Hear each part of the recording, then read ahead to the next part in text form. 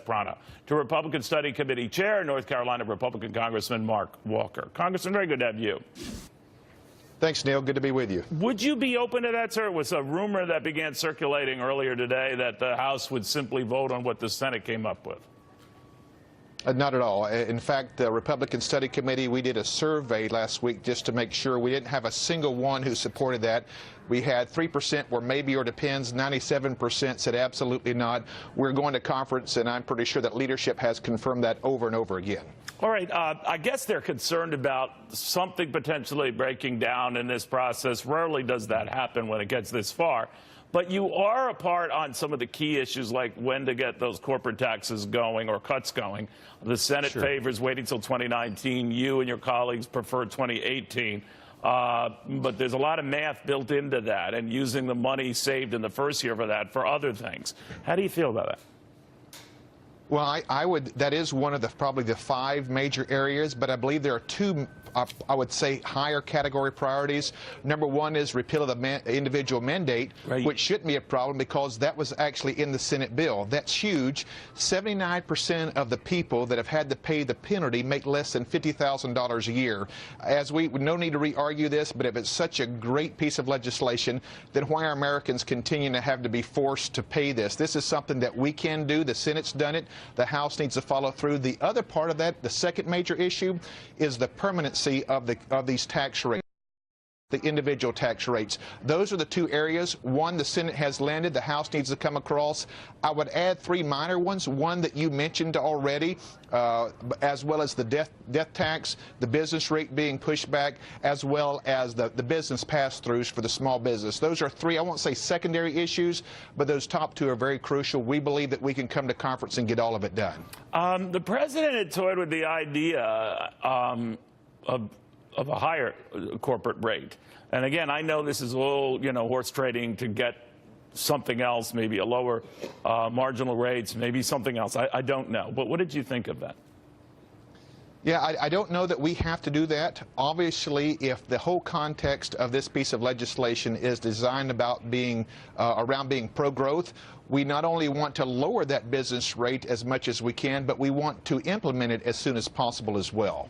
You know, Congressman, I talked to Kevin Brady, the man who runs the House Ways and Means Committee. We were live this weekend, and we got into that issue of the deduction for state and local taxes, which would go under both the Senate and House plan. I want you to just react to this, Kevin Brady. They say their constituents are going to get hit, and they would likely be a no vote if that remains. What do you think?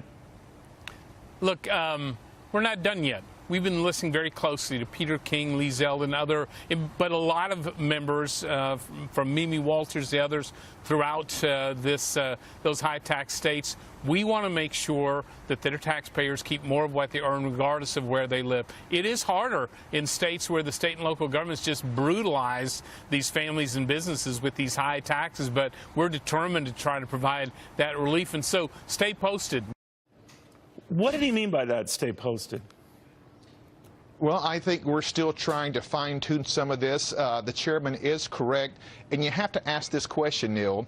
Is it the federal elected officials' responsibility to, in fact, bail out some of these states who've been irresponsible both at their local and state legislatures running this tax base up? That's something that's crazy. That's one of the reasons a lot of people are even moving from states like New York and New Jersey. But why take it out on those? But I understand that, sir, but why take it out on those taxpayers?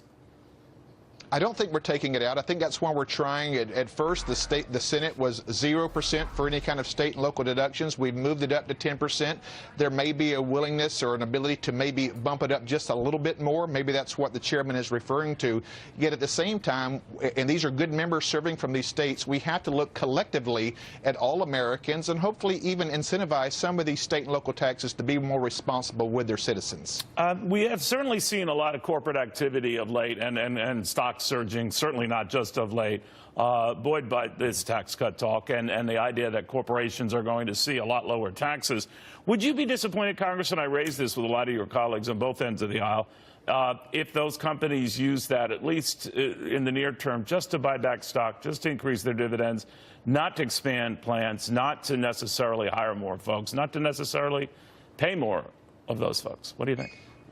Well, I will tell you this. This impacts not just these big corporations, but small businesses. We have an automobile dealership here that's looking to expand once this mandate, once some of these things are removed. Would you be a little disappointed? Maybe, but at the same point, when did it become the government's right to pick the winners and losers, especially dabbling into this private sector industry? That's going back to the individual mandate. When you design federal legislation that forces private citizens to do something with industries that are not connected with the government, that's never been government's role, never part of the Constitution. So we want to make sure that we're not mandating what they do. Now, most of the time, those lowered business rates do increase jobs. Can they put some back in the dividends? Can they put the board? I'm sure they can, but ultimately long-term growth is creating more jobs. We've seen that by some of the local manufacturers. In fact, even in our local area, we've seen that happen. So I don't want to get too close to picking up the Democrat talking point saying it's all going here. Historically, that's not true, but the ultimate point, that's not government's responsibility. We're to give back more money to the individual, to the companies, to be able to spend and invest the way they see fit. All right, Congressman, we'll watch closely. Thank you very much, Mark Walker of North Carolina.